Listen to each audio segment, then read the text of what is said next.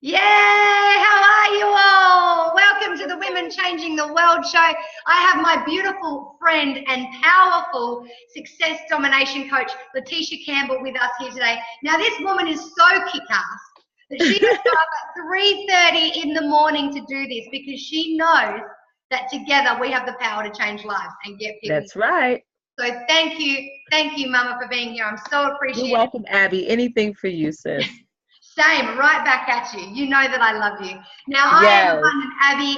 I am a freedompreneur, the owner of my own health and wellness business, founder of the Abundant Life Movement, and the mindset maven for your sexy brand building formula, which I could not be more proud of.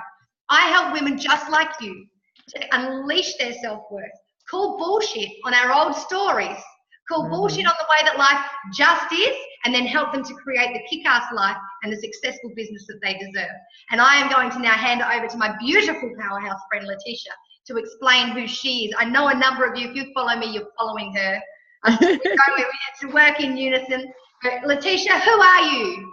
Yes, my name is Leticia Campbell, and I'm the founder and CEO of the Campbell Success Network. I'm also a self-success strategist. So what I do is I help women figure out how to magnetically attract customers online so they can build a rock-solid brand. Yes, and she does a bloody good job of that. Thank you. So even though we work together, I employ Rhonda, as you all know, and Leticia as my business coach because you need good, powerful you're so sweet, Abby. skills and strategies to show you how to get where you want to show. Yes. And that's what we're going to do today, isn't it, lady? Yes, ma'am. Yeah, yes, ma'am. I love it. I love it when we're live with Leticia because I often watch her do lives from in America where there's other big, powerful, amazing women. And whenever I get on here, I feel like I don't have as much swagger. So you do. Trust me, you do. You ain't got to worry about that, Abby. I'm always saying to her ladies, what did she just say? Cuss him out. What does that mean? What does that I just now realized what Ozzy meant, like, oh, that's what, because I hear y'all say it all the time, like, oh, I thought y'all talking about a person. That was so funny when you thought that was a person. That was the best. That was only a couple of nights ago. That made my night. I went to sleep laughing. It was excellent. So excellent. Now, the topic that Leticia has chosen, because the whole reason that I'm doing the Women Changing Their World show is because Leticia and myself and the guests that I invite on here are on a mission. We are powerful women. We have mastered our mindset, and we are in a mindset where we know how powerful, how fantastic, and how amazing you are. And we have our own stories, don't we, Leticia? We have our own stories where we had to call on other people to help lift us up and help us to regain our power. And now that we've done that, we're on a mission to help you guys do that as well. And today our topic is taking out the junk, getting rid of the trash. Right? And Leticia chose that. Leticia, can you talk about what you mean by that and why you chose that topic today, why you think it's so important for women that want to change their world? Yeah, what I mean by that, because everything in life and in business is mindset, and a lot of times when we start off, no matter what business that you're in, we have all these beliefs that we grew up with, like I'm gonna make an example of how my parents was once addicted to drugs. And I was always heard, oh, never get around anyone who also have addictions because they said, the old terms of addiction is hereditary. But I was like, that's not necessarily true. You can choose what path and what road you want to go towards. So I feel like when I say get rid of the junk, a lot of times when my clients speak to me, I always ask them, where is this coming from? Yeah. You know what I'm saying? Is this coming from when you, as you was growing up one day, your mom or your father, your uncle told you you'll never be anything? Or this is really coming from a genuine place of you feeling like you can't make it? So a lot of times, stuff is just implanted in us. It's not really supposed to be attached to us. Like we create our own reality. We create our own definition of the perfect day, So that's something that once you get rid of the junk and realize that you do have the full power and control of your life, you could take out all those beliefs or those things that have been passed on from generation to generation to generation that hold you back. And you can say, no, that's not going to be me. That was them. but that's not going to be me. I'm going to do things different this time. Absolutely. The old rules. So I liked it, the old rules. And when I talk to the women in my Discover Your True Self course, you know, when they start to grow a set of horns and realize their power and their worth and how amazing they are, and they grow this set of horns, they become really unapologetic about that. They become really stubborn about what they want to achieve. And we do a lot of talking and a lot of work around the old rule books out. Those old stories are out. Whatever you've learned or you've borrowed from your mum or your grandmother, whatever limiting beliefs, whatever not so helpful behaviors that you're taking from the people that are around you, doesn't work for you anymore. Like you've got a choice. You've got the power to write your own rule book. That's right.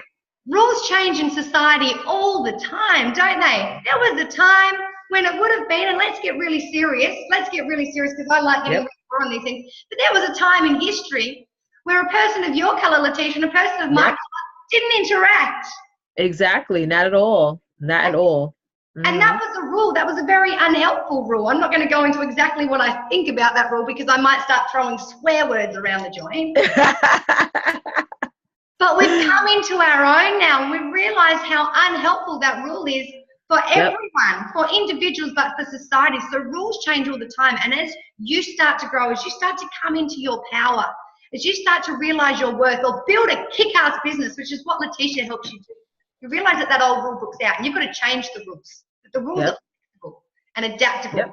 And any rules that you've borrowed from your mum, you know, that you're worried about the way that you look or that you're going to fail because they're placing their fears on you, you know, you can give those rules back. Yeah, you sure can. You don't have to let that be a part of your life. You can always change and say, you know what, my movie is different. Like what our mentor Rhonda says, like, this is your movie, you know, if we can really just create our own movie and say, this is what we're going to put in the credits. This is what the topic is going to be. You know, that is what matters. That's it. You are the writer, the producer, the publisher, the cast of your movie. You are in full control. And what we're going to do today is throw some truth bombs at you and throw some strategies and just have a general discussion about how you become the creator, the producer, and the cast of your movie. Are you allowed to let go of those old rules, that old junk? Sometimes it's people, sometimes it's other people, isn't it? How you get a bit of mongrel about you, because sometimes when we change our stories, when we get rid of that junk, we have to get a bit of mongrel about us. I don't know if you know what that means, Leticia. What does it mean? I gotta get you off swing in Australia. So you gotta break it down. An Australian thing. To get a bit of mongrel about you means getting a bit of fire in your belly. Okay. Getting a little bit, what people would call selfish, which I'm going to call bullshit on that word selfish, because I think being selfish is actually the most selfless thing that you can do. Exactly. We got it. Yep. Absolutely. So you need to get a bit of fire in your belly. You need to get a little bit selfish. You need to get very unapologetic. You need to get stubborn. You need to grow your horns. And sometimes you need to do things that are uncomfortable. Don't you? Sometimes you need to do things that are going to make other people stand back and go, whoa, hang on a minute. What's she up to over there? What's she up to over there? And I tell you, because we've had our own stories and we've had to let go of a lot of our old bullshit rules and our old junk. So what I'm going to do quickly before we continue this conversation is I'm going to show you, and Leticia's going to get this done for herself soon too. I am going to show you my branding video where I go through, really honestly, my old story, what I was living and how I rewrote my rules. Can I do that with you now? You sure can. I love to watch your video. It's so inspiring. It's fantastic. I love it. I'm so proud of it. All right, here we go. Yes. Here we go. Job.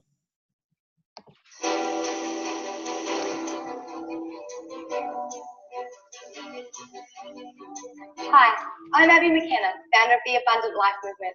I help people unlock their self-worth and discover the life that they were born to live. Just a few short years ago, I wasn't happy and I definitely wasn't healthy. I was stuck in the mundane day-to-day that was my life. I gave out my own happiness to serve everyone around me, and I relied on other people's words and perceptions of me to make me happy. I was drowning, absolutely drowning in my relentless effort and desperation to juggle my work, home and family life, stuck in a relationship that was toxic, and didn't serve me any longer, and waking up every day so sick and tired of working so hard to create a life that I was going to enjoy later, but the stress of that was going to leave me too tired and sick to enjoy that life when that day finally came. And I'd accepted that as normal. I would go to work, I'd drop my kids off at childcare, go to work, pick them up again, and then pray that they would go to bed early so that I could get more work done. Feeling guilty about having to choose my work over my children, I was wrecked. My partner and I, we merely existed in the same house.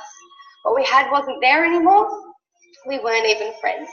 I tried to talk to him about it, but when I did, I was unheard and criticised. My relationship was broken. I was shattered, tired, and stressed. But most of all, I was grieving the loss over who I once was. I'd left my dreams at the back door, forgot about the true me, and I hated who I'd become. And then I looked at my beautiful baby girls, and I thought about the life that I wanted them to live. And I thought about all the women before me that had worked so tirelessly, trying to serve everyone else and forget about themselves. I'd realised that I'd fallen into the same sad story. If I didn't make a change, then my girls were going to follow that same broken fairy tale. Sick of being tired, sick of being walked over, sick of pushing my baby girls aside, and sick of being miserable, I decided to stand up and make a change and be treated the way I deserved. But most importantly, I made a decision to be happy. It was through this experience that I designed the Abundant Life Movement, where I help busy mums and dads take control of their health, mindset, and business and create the life that they deserve.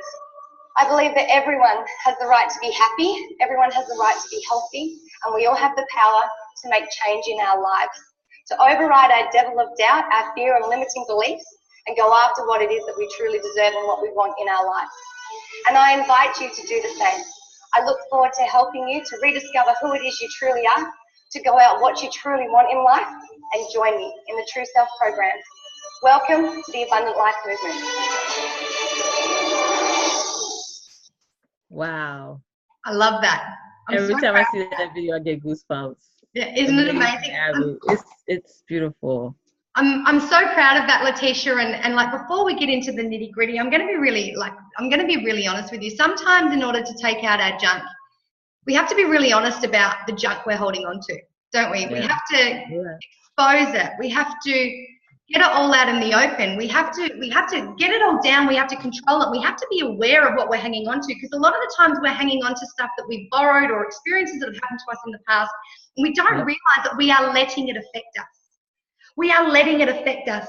You know, I'm going to be really honest and raw, because I know the ladies that are going to watch this in your group, and I value the ladies that watch this in my group. You know, I before I went on this journey, before I got rid of the junk, I hung on to my junk for a long time. Yeah. I hung on to it so closely, and I allowed it to become my story and to dictate how I felt. Mm-hmm. I internalized it, and I allowed that for me to play out that person. So for those of you that don't know me, you know, I was in a really toxic relationship with someone, and I became really toxic to that person as well, because I wanted so much and I expected so much. I passed blame so much on everyone else for the way I was feeling, that I expected him to be the person that made me happy.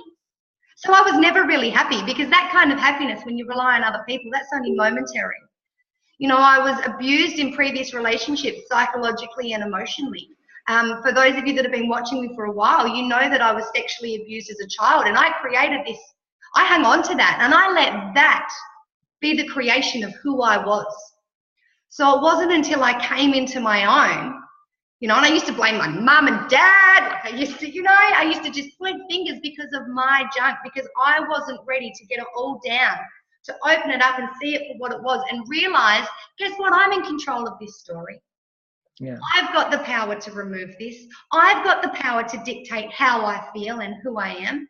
And do you find that with either your story, Leticia, or the women that you coach, either personally or professionally? Is this something that... Yeah, absolutely. I mean, most of the times, you know, we hide behind the faults of others, like as far as if somebody doesn't support us or what have you, that we hide behind that, and we allow that to not let us get to the next level, Yeah. And, life is all about, if you're really moving yourself in the right direction, if it's something that's about your heart, you gotta let it birth. It's like, I always think about everybody's, I don't want to get emotional, but I always think about us as women, the things we want to do in life. It's like us having a baby, and one thing that's different from us and men is that we're very extremely patient when it comes to developmental of things.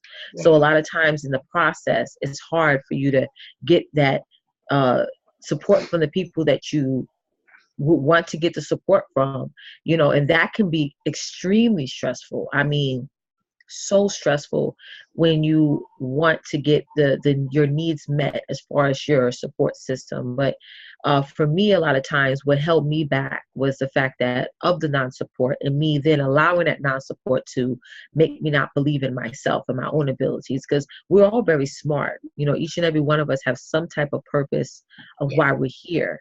But a lot of times that for us to get there, we have to say, you know what, I'm going to just open up the floodgates and just let it happen. And then there's going to be, I'm a firm believer that God will find people that's going to even raise you up higher than the people who are the most closest to you. So I know for me, it was a huge struggle just to get started, because, I had that assumption that, in order for me to get to where I need to get, I need to be like the people in Hollywood or the people out there who have, $1 million businesses, who have somebody by their side and say, hey, yeah, you got this, And then when you're not getting that, it's sort of like, okay, how can I make it happen? Or how can I make it happen alone? But a lot of times the best thing you have to do is do it alone, because you actually get further, than carrying on the weight of others. Yeah. Absolutely. And, and I'm going to be really raw and really honest, because we both admitted to playing the blame game. We both admitted to playing small because we didn't have the support. So it's really easy. And I did this too. I wanted to change my life, but I was like, my partner doesn't support me, doesn't have my back, so I can't change. What that did is it resulted in me not being accountable. It resulted in a reason for me to find excuses that stopped me playing big. That's right. Creating change, because I had someone else to blame that was stopping me. Yep. Right. So I had a reason to play small. Yeah, because it wasn't on me. So long as I was doing these ones, it wasn't my problem. It was his problem. I did a live, when was it, a couple of months ago, how I said, stop manipulating yourself out of business, how we manipulate ourselves. And the same exact thing you said. We play the blame game. Oh, it's their fault. It's their fault, and that's you got to point the finger at yourself. Yeah, absolutely. You have to hold a mirror up and go, what is this victim game that I'm playing? What am I doing to myself? How am I hurting myself here? Because I guarantee you, when you're pointing the finger at someone, when you're angry at someone, it's only because you want to control what they're doing. And exactly. But you can't control what people are doing, and it's not your job. It's easier said than done, but that is so true. Yep. Yeah, absolutely. So what did you do, Leticia? What were some of the things that you called upon in your life to get rid of that junk, to open up the floodgates? The biggest thing is that you must understand that you control your own happiness. Okay. It's sort of like, I was listening to a broadcast that Will Smith did, and he was talking about how him and his wife were going through a hard time in their relationship. And Jada was like, you're supposed to make me happy. And he's like, you're supposed to make me happy. And then he said, I think it was Jada or him or one of them said, it's not my responsibility to make you happy. So, when you realize that you hold like the baton in your hand to make yourself happy, and then you come together with your partner, your business partner, whoever, that you're both are coming together as a full force, that's when life starts to move. Now, another thing is that you have to make sure you go out there and seek those things that make you happy. See, we always find out what makes us happy. We don't want to go out there and seek it. Yeah. And then last but not least is just become unapologetic on all the things that you're trying to develop. Because a lot of times people, we try to overly explain ourselves of why we got to get on the computer and speak to people across the world, or why we got to do coaching calls at the weirdest times of the night, or why I got to wake up 2:30 in the morning, or whatever. We just overly explain ourselves, right? And not realize, let me just be unapologetic, because what I'm doing here is good, Yeah, absolutely. It's really, really funny because we spoke about it before about Jada and Will Smith. I love that. If anyone hasn't, we should post it, because it is so absolutely fantastic. Yeah, I gotta find it. I was like, when I saw it, I was like, whoa. Absolutely. But I used to do that, Leticia. I used to say things to my girl's dad like, if you were home more, things would be easier. And if you had my back, I'd be successful. And, I had all these great ideas, but I never acted on them. Like you said, I never went out, well, back then, I never went out and seeked it because I didn't have a reason to, because it was his fault. Yeah. It was his fault. It's when I realized that I was responsible for creating my own happiness. But I couldn't have all these ideas and then sit back and not take action. Like Jim Carrey says, you can't manifest a great idea and then go and eat a sandwich. Okay? He's so funny. Isn't it true? Nothing's going to happen to you if you have all these ideas and then do nothing about it. Yep. You've got to go out and that's what happens most times. We have all these ideas, and like just recently, I had a client that was like, oh my God, this is not working with me. This is not working for me. So I said, let's get on a call. And really what ended up happening is all the surrounding stuff that's going on, her full-time job, her family and stuff like that. But we, like you said, we played a blame game. We said, well, the business is not working. No, it's you're counting in all this outer stuff, this external stuff, without really looking at, okay, am I really doing all I can? You know what I'm saying? It's sort of like you said, it's absolutely the blame game. Yep. Yes, absolutely. And what about, while we're touching on, what about how do you deal with, or what would you say to people that want to know how to deal with the junk or the trash being thrown at us by other people? Oh my God, you got to put that armor on. Like really, you have to not let it affect you so much to the point where it gets you stuck. Because I made a joke the other day in my live and the girls laughed at it. It's like, the devil's not going to use the people that are like the old girl that you went to high school with. No, he's going to use the people that are closest next to you to sort of tick you off and get you off your boat. But you gotta, like, one of the major things I say to myself is I always look at, I have like this goal sheet of everything I want to accomplish, right? And I sit down like, you know what? I'm not going to allow this to affect me so much to where I won't finish accomplishing all the things on this list. And a lot of times you gotta like detach yourself from all the nonsense that's going on and not internalize it. That's the thing. When you internalize it, that's just the worst thing you can ever do. It's just to take all that negativity in. And it could be from people online too. I've gotten situations where, I had issues with people online that, where they come and they take your content and they do this and that. Yeah. And you got to really say, you know what? I sort of take that as a compliment now, but in the beginning I get so mad. Like, I'm gonna email them and say, take this down, take that down. It's always something that comes your way, but you got to know. I always think that when there is chaos coming up, it's like I'm moving in the right direction. Like if there's something crazy going on, okay. Because back when I wasn't doing nothing at all, nobody bothered me, nothing. Good. But once you really start moving in the direction you want to go in, that's when all of a sudden everything starts to tumble down. Yep. And I think that is so important to recognize when there is conflict or chaos. Yep. To me. You know what? I've had that today. I'll be really honest with you. And it was because of junk people were thrown at me. But when I get that conflict or chaos, when I feel like everything's around me is heightened, when I say things to myself like, is it a full moon? Has everyone gone crazy? You know, we're going to have a breakthrough moment here. I'm going to be bigger and stronger and better when I get out the other side of this. And one of the strategies I use to deflect the junk, to deflect things that are people are throwing in my direction that may dilute my energy. Yeah. May dilute what I want to do. I do exactly what you said. I put on a suit of armor. I put a great big force field around. And, I've worked on my mindset to the point where I can do this now without thinking. And anything that people throw at me just bounces off.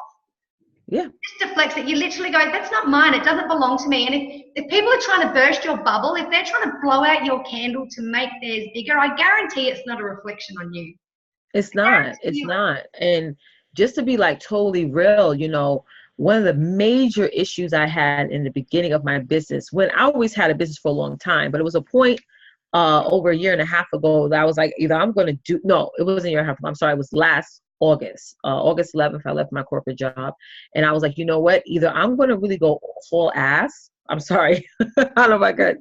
Either I'm going to go all in, or I'm just going to just take everything off the table, the computer, the dry erase board, all this planning I've been doing. And I'm just going to just not do anything at all. one of the major things that really just threw me off the loop was the fact that I didn't get support from my partner. You know what I mean? Every hand, tooth, and nail, he was absolutely against everything that I was building, I was doing, because he didn't understand it. You know, I don't know what his mentality was at the time, but it's all about, I get what you're saying. Like, we want to control people, but it's hard when you come across people that are trying to control us. Yes. That's when it's like, okay, you can get the concept. Okay, I get it. I can't control another person. I can't control what they do. I can't control what they say. But what do you do when you have a person, a partner, or mom, dad, whoever, that's literally trying to control you? And you got to tell yourself, okay, what the heck am I going to do? And not to say that, you know, I still struggle with this all the time, but one of the major things that I do is that I try to, again, not internalize it, to stand up for myself. You know what I mean? You know, and they, you know, sometimes, you know, he may say some vicious things like, oh, you're always in front of your computer. You always, you know what I mean? And it's just sort of like, I had to keep reminding myself, like, I'm not going to stop. Like, you have to make a decision that no matter what, you're not going to stop. Yeah. You know, and once you make that decision, yes, it's going to be hard. Yes, you know, you're not going to like what he says or what your partner does. I mean, I'm going to share a story. When I went to Bali, Indonesia in January, my husband didn't talk to me. He didn't talk to me at all. And it was so funny because he was expecting for me. I've been telling him I was going to Bali for months, ever since October of last year. But his mind, he was like, oh, she's going to ask me to help her. Yeah. He probably thought I was going to go there for money. I paid for the whole thing myself, up until the point where I was like, I'm going to take an Uber to the airport. You know, he offered to drive me to the airport. He didn't say nothing to me. I remember I got out that car, I took my suitcase, and I got on that 30-hour flight, and I met you, Abby, for the first time, and I was like, this is where I need to be. You know, and it is what it is, guys. You know, I'm not standing here as somebody that, you know, has a whole team that, you know, loves what I do. There's some people that don't freaking understand me. You know what I mean? They don't get it. They're like, okay, you're still on maternity leave, right? No, like, I had my daughter in October. Like, I'm way past maternity leave right now. This is what I do full time.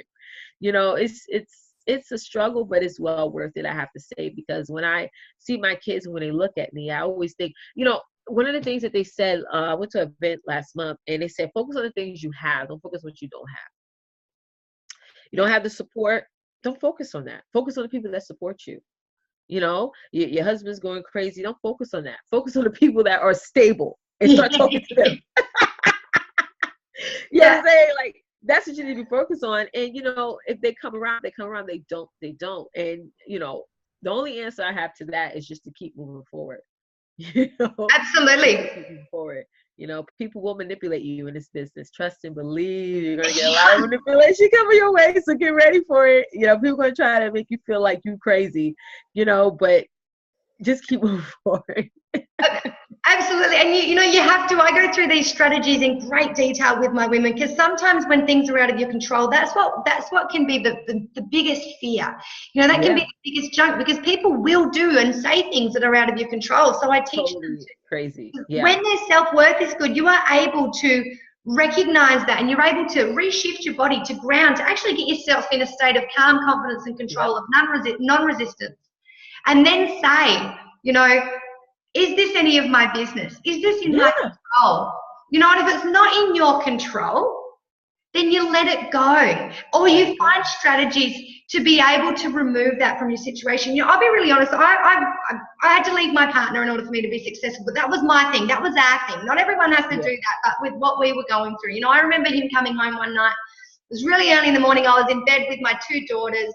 It was about 2 o'clock in the morning, and he'd been out drinking with his mates. And see, people, when they throw shit at you, often it's because they're either fearful for you and they want to keep you protected. They don't understand what you're doing, or they're so insecure in themselves that they have to cut down your strings. That's right. To tolerate being around you. And he came home from being with a whole heap of my friends that didn't understand what I was doing. They were quite fearful for me, but, you know, all of a sudden I was saying my truth and speaking my truth, and some of that made people uncomfortable. It wasn't directed at them, but it touched a nerve with some of them with what I was saying, when I was saying that I didn't want to put my kids in childcare and stuff. I remember he came home that night and he said to me, everyone thinks you're crazy. This new group that you hang out with online, everyone thinks you've been brainwashed, that you've lost a lot.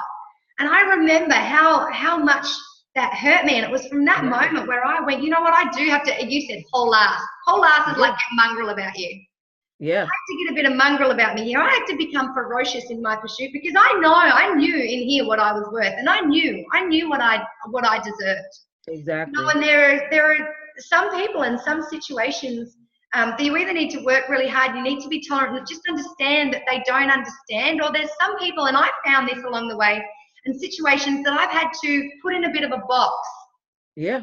And leave aside and leave behind. Hell, I have taken people's names, you know, that I have frozen in an ice cube and put them in my freezer and gone, I'm not going to break that out till I'm ready to deal with it. Exactly. Yes. I mean, somebody told me a long time ago, you know, first understand, then be understood.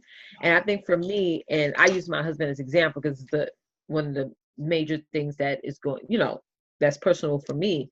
But, you know, for me, when he rejects or has opinions about what I'm doing, it's sort of like, okay, I gotta understand where he's coming from because his family is like not entrepreneurs. They don't have that type of mentality. Versus me, I grew up with a dad who had his own business. Yeah. You know what I mean? He had a talent of fixing vehicles and he monetized it. And that's what he did. So I grew up seeing him wake up early in the morning, come home late at night and doing something that he loved and never feeling tired. So it's like, it's different now where people be like, Tisha, you up so late.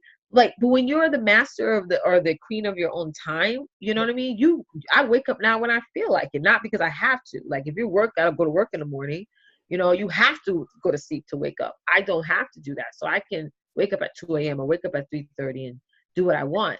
But it's sort of like, you know, I had to understand, I don't agree with his perspective, but I understand his perspective and then allow myself to be understood. I said, let me allow you to understand me. I'm not going to stop what I'm doing. Yep. I'm still going to keep pushing forward. And still the manipulation still happens. You know, I talk to you about that all the time, Abby. It still comes up in spurts practically almost every single day. Just happened just today before, a couple of hours before I came on. And, you know, it's like, oh, I feel lonely. What? You're on your computer. I was like, are you freaking kidding me? I said, well, what if I worked overnight? Yeah. Would you feel lonely then? Total crickets. So if I was working at a job till 12 o'clock in the morning, no problem. But if I'm, you know what I'm saying? If I'm that entrepreneur up, you know, speaking to some amazing, awesome ladies with, you know, all you ladies on the panel, oh, it's a problem. You know, it's always some form of manipulation, but you gotta laugh. For me, I just laugh it off at this point because when you identify what type of monster you're dealing with, that's what it is, isn't it? It just makes everything easier. Yep. Who's lurking in the bushes there that's going to pop out? You know, and sometimes things people do, like, you know, with your husband, it can catch you by surprise, can't you? Yeah, it's like, you feel lonely. What? Really? Come on now. And you know, I'm so glad that you brought that up because I'd really like, and I'm going to talk about women. And like, let's get really honest about women and the expectations of what women do. So a couple of different things, and I'll talk about the nurturing and the rules that are placed on us by society and how we're meant to put everyone else first and, you know, prepare the pie, cook the pie, give out the pie and end up with no pie. You know, how we're meant to fulfill all our obligations, and if we do something for us, then, you know, you're dismissing your role as a woman. But one of the other things, and I think it's really strong for women, especially women that are a little bit older than me, people in my mum's generation, you know, 50s and 60s, is that notion that a woman doesn't stand up and speak her truth. She doesn't stand up for herself. You know, so I actually think that us talking about what we're talking about now, saying to our partners or our ex-partners, no, hang on a minute, that's unacceptable. What do you mean you're lonely? Are you serious? What do you mean I'm not crazy? I'm not the crazy one. You know, that we're not, it's not normal for us to stand up and have our say.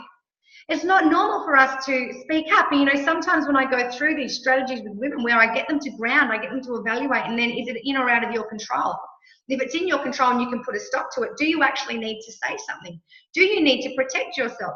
Do you need to honor your integrity and actually say to this person, enough is enough and I will not accept that from you? Exactly. You know, and the amount of women that haven't been through my actual course, when I speak this, they go, oh, I can't do that. That's not what, women don't do that. We stand back. You know, we don't. Have you, or the women you talk to, do they feel that, you don't rock the boat at all? I mean, I was just talking to a couple of my clients the other day who are married and going through the same situation that I am. It's like, one of the things that we brought up was that, growing up in the church, because we have a strong church background. A lot of times you hear the terms of choose your battles. Yeah. You hear that all the time. Don't pick at every single situation. I don't believe in that. You know what I'm saying? One thing that, I always tell my husband and people in general, you're not going to disrespect me. Okay. Because I give all my heart out. I pour out everything, and I'm always there to support and encourage, my husband, anybody that has a goal or a dream. Even if I feel it's crazy, I feel like, everybody's ordained to do something. But, in turn, if you're not getting that respect back, that support back, and then there's disrespect there, like I'm gonna give an example. If I'm on a call with a client, and my husband comes in, he's making noise, like just now he's ironing his clothes and making noise with the iron, just I'm looking like, what are you doing? You know what I'm saying? And one of the things, okay, so going back to talking about how choose your battles, Yeah. I mean, for me, that's agreeable to a point, but a lot of times as women, we suppress things, right? And when, for me personally, it's not good to suppress, because it leads to depression. Yep, you know what absolutely. I mean? So a lot of times it's not good for you to just take some of those issues that are coming at you and just sweep under the rug. You got to speak up and say something. Yeah. You got to say, listen, I don't like how you worded that. I don't like how you said that. It made me feel this way. And even if they don't agree with you, which you're probably going to get like, oh, whatever, it's not that big of a deal, but it's a big deal to me. Yeah. And I exactly. feel disrespected, and you got to really like let them know how you feel. Because a lot of times we try to not say things so that we don't offend the other person, not thinking about our feelings. Like, wait, what about how I feel? Yeah. You know what I'm saying? Going back to what you're saying about being selfish, I love that word, actually. I think it's one of the most famous words in the English language. Because when you're being selfish, it allows you to be self-aware of your heart. And we don't listen to our hearts as much. We just put them under the rug and just, leave them for the side and say, okay, maybe next year I'll work my business, or maybe next month I invest in that program. One of the major things I hear when women, before they sign up to my program, I'd be like, okay, here's the price. They'd be like, okay, let me ask my husband. Yeah. And I say, how much money you think he spent without you knowing? Yeah, exactly. And most of the times when I say that, they convert the next day. They won't admit it then, because I know that I get into their business. But most of the times they go back up like, yeah, you're right. That's it. It's so true. Yeah, so true. It's so true. And if we take that to the next level about this whole notion that being selfish is unacceptable because you're a woman, you're a nurturer, you're obligated to do this. I want to, there's often moments that change your life, and Kerwin Ray talks about it. He says there's 3 moments that will change your life. And I know we spoke about this in Bali, Leticia. Yep. But you come to a crossroads, and one of them is when your mortality is challenged. So your life is threatened, or someone that passes. Yep. And you start to question your existence, your purpose. The next one is if you find a partner that you feel is your lifelong partner, that's that person you're going to spend the rest of your life with. The next one is when you have children, because they're a reflection of you, and you start to think about everything that you want for them. Now, when it came to my girls, all right, I used to be this amazing, confident, funny, powerful young woman, and then I got so caught up in all this junk, my old story, all these rules that weren't helpful, that and like you said, I never stood up for myself. I got walked over. I was a people pleaser. I didn't ever want to upset anyone. Shit, Leticia, I used to bake cakes and just randomly rock up at my friend's house and give them to them, just to be that good, kind person that I was taught that you have to be. Yeah, exactly. Waste of time, right? But I've learned from that experience. And that's what I used to do. And then I had my first daughter, Ayla, who is such a drifter, and I just love her. She's just her own person, and she's powerful. Like you saw her. She's just a legend. Yeah. And I looked at her, like I said in my branding video, and I thought about everything that I wanted for her. And I didn't want what I was. I didn't want what I was feeling. I used to go home at night and feel lonely in my own home. I used to think about what it would feel like if I had have said to that person that upset me, that doesn't belong to me and you don't get to treat me like that. You will stop. If I had the confidence to set boundaries, to set limits and expectations for myself, you know, if I had the confidence and the power in myself to go out after my dreams, because hell, excuse me, I shouldn't say that, but goodness, that's what I wanted for my kids. Yep. You know, so why on earth was I accepting it for myself not to have that? Because guess what? They were going to learn from who? From me. Yeah. So just like you said, if we keep suppressing, if we keep standing back, if we keep allowing ourselves to be knocked down by other people, that's a powerful lesson that we're going to teach our kids. We're going to teach them that is normal. We don't realize that we're creating an unhealthy environment. Like, it doesn't have to be fighting and yelling and all that stuff for it to be unhealthy. Just me crying on the couch, you know, and my daughter seeing that's unhealthy. Yeah. That's unhealthy, because I can remember back when I was a little girl and my dad was out there doing whatever the hell he wanted to do. I mean, he was a great man, but he was like, what's the word? He was a rolling stone, you know, just house, that house, you know what I'm saying? Like, it's a song, Papa was Rolling Stone, wherever he lay his hat was his home. Yes. Yeah, I know that one. I know. I have a shirt.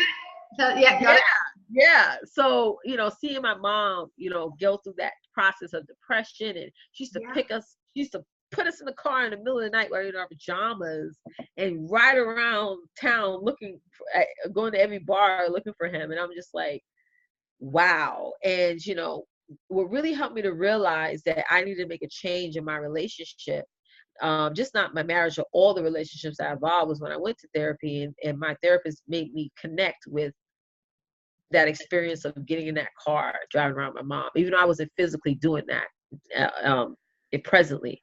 But she said, you know, you equate loyalty to you going through suffering, and you can't, this is suffering you're going through. This is not, I'm gonna be loyal to my man. You know what I'm saying? Or you're gonna be loyal to your friend. This is like, you're allowing yourself to suffer and go through this constant roller coaster of disrespect. And when I saw that, I was like, when she said that, I was like, wow. Yeah. You know what I'm saying? Like, I'm putting suffering into my life, even though he's out there, you know, acting crazy. I'm accepting it. Yep. You know what I'm saying? And it's like, at the end of the day, you got to decide, either you're going to accept it or you're going to stand up for yourself and move on. I think that's one of the biggest frictions in my life right now, is that I'm not going to conform to being, you know, disrespected and belittled and manipulated against. You know what I mean? And we could sit here all day. Like, any of you ladies who are watching this, you're like, how can I fix it? It's not your job to fix it. You know what I'm saying? Your job is, because you got to get into defensive mode, especially if you have children. You gotta get into the you know, like sports. Now you gotta get into the defense. You gotta protect the goalie. Like, your goalie is your children back there. You know what I'm saying? Yeah. And you gotta protect them and say, you know what, I gotta bounce whatever negativity that you're trying to put on me off, because now I gotta protect it. You can't be in the offense no more. You know, now it's time to be in defense. And that's something that's hard for us to transition, because especially we have such a strong background, religious background. It's like, it's totally, everything that I'm saying now is totally against what I grew up, all the everything, the values that I instill in. But I want to say something to that, you know, since, you know, many of the girls who follow me are going to be watching this, you know, you're not against, you know, the power above, because you're standing up for yourself. If you really go biblical, and I'm not going to go in deep into tonight, you know, we are a good thing to our husbands, and he's supposed to respect us and honor us just like Jesus Christ honored the church. So if that's not happening, then if you go into Proverbs, instead at the end, Proverbs 34, we have to be stewardships of our household. And if we're not doing that, everything falls apart, because our kids are looking at us. And when I realized that, you know what I mean, that allowed me to say, you know what, I got to mix it up here. I got to change the game. I have 2 daughters now, you know what I'm saying? Yeah. So just like you, Abby, and also I have 2 sons. I have 4 kids. And I need to show them how women should be respected for my sons, and I show my daughters how they need to be respected. So, and again, sometimes, you know, we hide things from our children. I'm not telling you guys to expose everything to your kids, but I don't think you should hide everything. I think you should have a moment where if there's so much going on, yeah, you got to have a conversation with your kids and say, listen, the mommy and daddy are just not seeing eye to eye, but this is what mommy's going to do. You try to shelter them too much will make them want to grow up and live in a lie and pretend, oh, my marriage is great, and it's not, because I did that for years. I would go and say, oh, everything's great, and then when I had this huge blow up, what the hell's wrong with her? Tisha went crazy. No, y'all just don't know what happened behind the curtain. I hit it very well in front of people, Abby. Let me tell you, very well before I popped it. And people were surprised, but that was my fault because I didn't let anyone. Even my mama. Yeah. Like, she was like, girl, I thought I was about to call you to the nut house. And I was like, no, like, this is what was happening. And she understood. She was like, wow. But again, that was my fault. But I feel like a lot of us, especially if we have that religious background, no matter what denomination you are, we were grown to say what happens in the house stays in the house. But let me tell you something, it's going to come out. That's it. It's going to come out, and it's not going to be pretty. It's not. It's like shaking a Coke bottle, isn't it? It's like eventually it's going to, and I think it's so important because we are the best representation of what our kids will expect from themselves and from the world. Exactly, yeah. They will reflect our actions. So even with my 3-year-old, and we go through and I teach her strategies to overcome being upset. And, she's really funny. She's like, I just need Ayla time, and I just need to, I let her know when I'm not feeling so great and what I'm doing to get through those things. And it was really funny when I put out my branding video, Leticia. I got a number of texts from friends and old friends and people that I had removed from my life because they weren't in alignment with what I was doing. It was quite damaging if I was going to, I even left messages there that I just didn't read. I was like, I know what that person's doing. This isn't a reflection on me, and I know my triggers, so I'm not going to read that. I'm not going to read that. And, they said things to me like, oh, you didn't look so unhappy when you were around. I'm like, no, because you don't know what's going on behind closed doors. That's the old story. Now, all of a sudden, I've got power, and I'm proud of my old story, and I'm using that to motivate me, to change my world, to actually source my drive and feed my motivation. Mm-hmm. And because that's not what we're taught, like you said, what happens. We're not. One of the major things I hear, especially growing, being in a marriage, and there's like, just support him, do all this stuff. You can only do but so much. And even for you, Abby, I mean, it's sad because like you expect women to be like, wow, really, that was what's going on, and be understanding. When you're not getting that, it just totally throws you off the loop. I remember when I put in my 2 weeks notice at my job, and they were like, oh, what are you going to do? I was like, I have a business. I've been building this business for a while, and now I want to focus on it full time. And they were like, what? I got the most negativity from women. Yep. The men were like, yeah, rock on, you got this. Yeah. But the women is like, what? Oh my gosh. And even now, my old coworkers, they don't even call me, which is fine, because all they're going to do is be talking about the old job. But, it's just crazy, especially, even my video is going to come out and it's going to instruct some chords. But at the end of the day, I'm glad, Rhonda told me to dig deep, because I was sugarcoating it. I had a totally different script.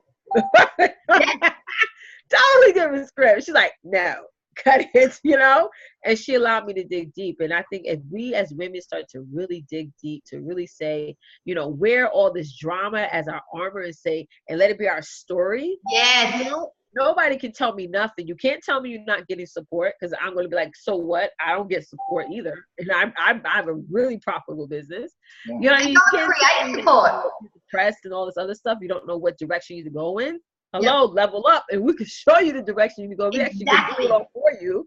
You know what I'm saying? It's like, there's no excuse, That's it. That is it. And we need to, as women, we're so intuitive. Yeah. You know when you're hanging on to junk. You know when you're internalizing junk, because it just doesn't sit right. This whole notion of women dragging other women down, like, we're not in this world to compete.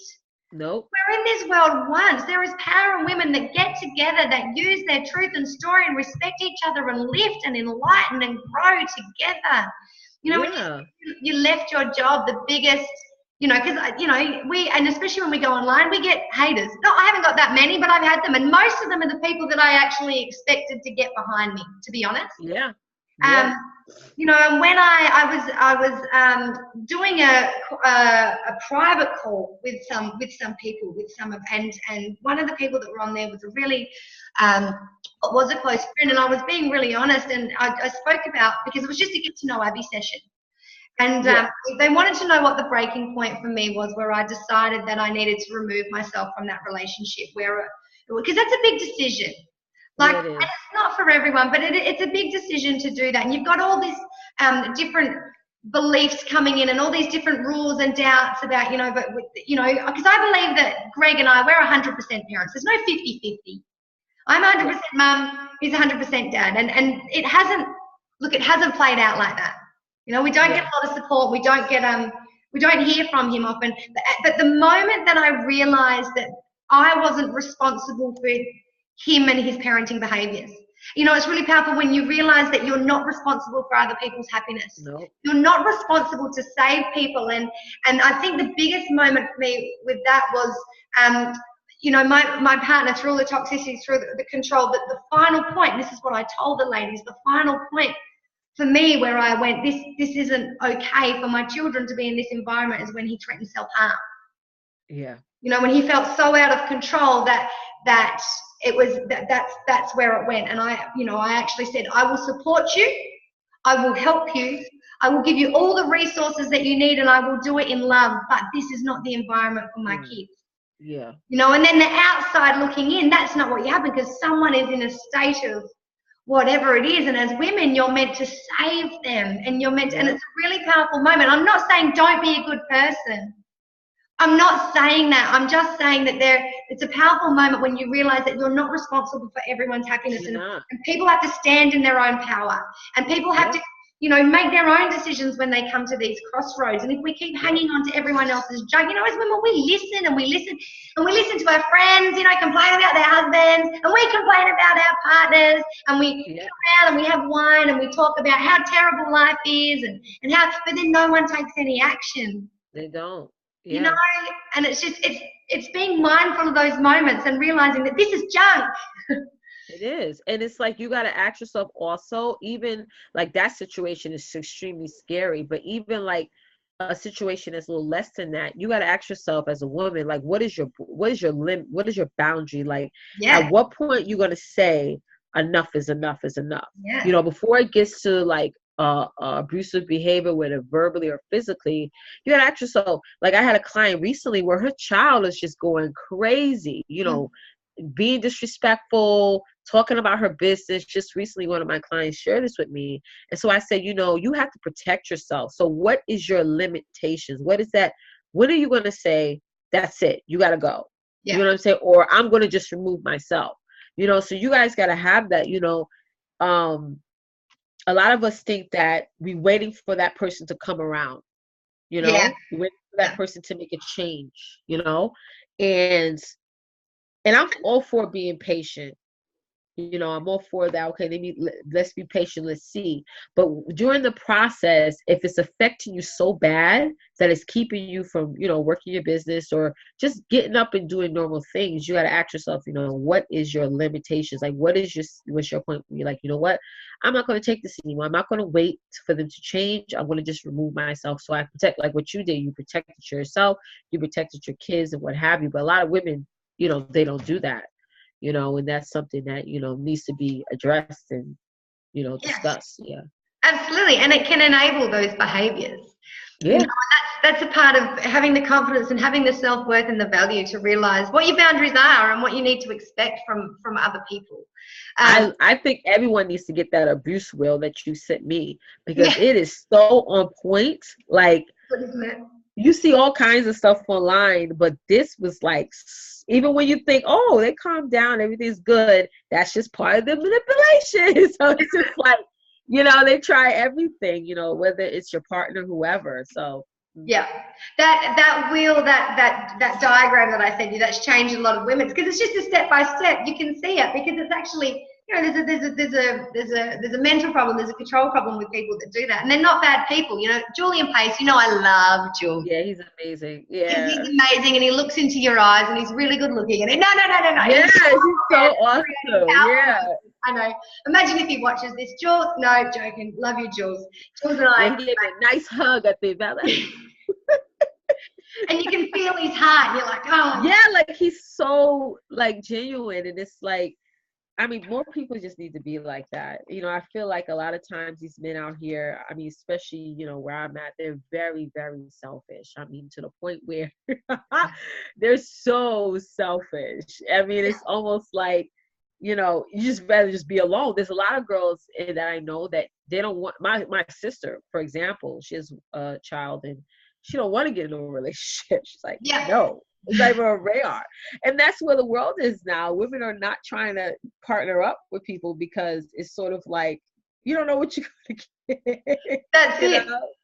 But that is, we have so much, Yeah, that's it. And, you know, then that forms a limiting belief, I suppose, that there is no good men out there. But there is, you know, and you and I, like there is, you know, there is. And no, but we have grown our mindset and our self-worth to the point where we just don't associate with people that dilute our worth.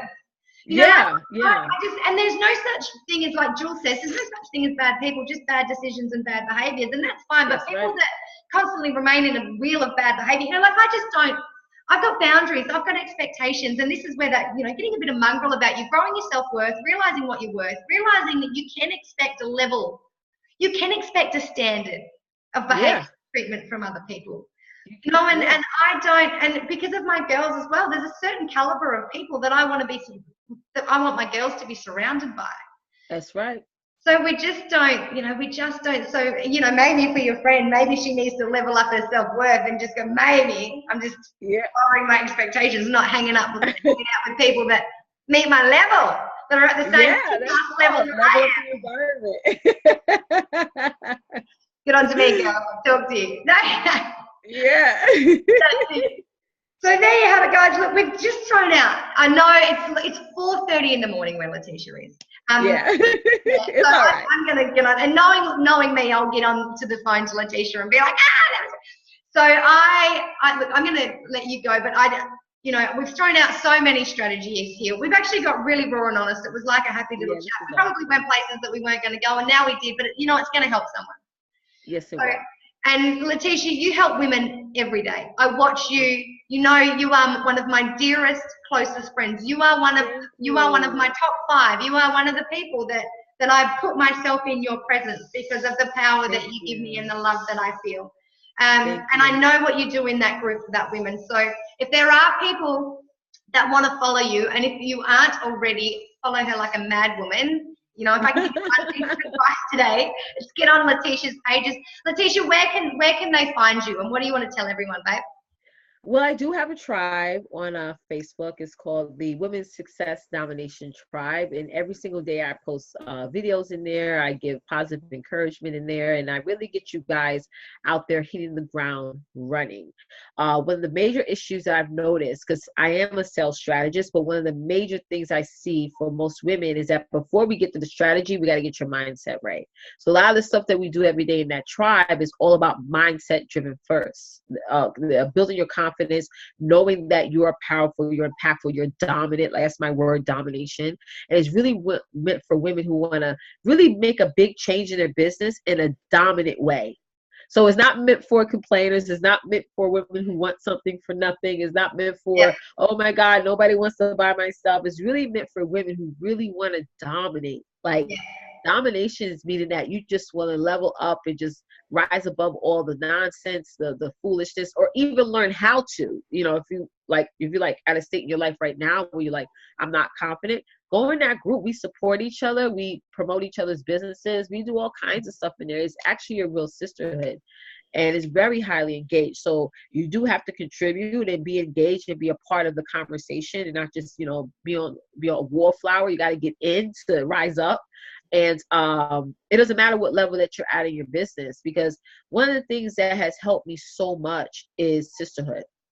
Yeah. You know, I don't want to start crying, but, you know, there was time in my business that I was in a bad place. And I didn't have anybody around me to support me. And I've met some amazing people like yourself, Abby, some amazing individuals online. Like, you can meet some people online. I have had clients inside that tribe that actually meet up all the time when they do something called Me Day. and they go out, they go to Virginia, all over the place, and they meet up with each other. It's like, wow, I see that. They take pictures, they tag me on it. I'm like, this is amazing. And all those women, they started off and they say, nobody supports you. My husband doesn't get it. Nobody get it. And when you're around women that understand you and they can relate, no matter what business that you're in, you can be an MLMer, network marketer, coach, whatever, but you got like-minded people. That's just so powerful. So if you want to join, it's free. You just go to bit.ly/your success domination tribe. Okay.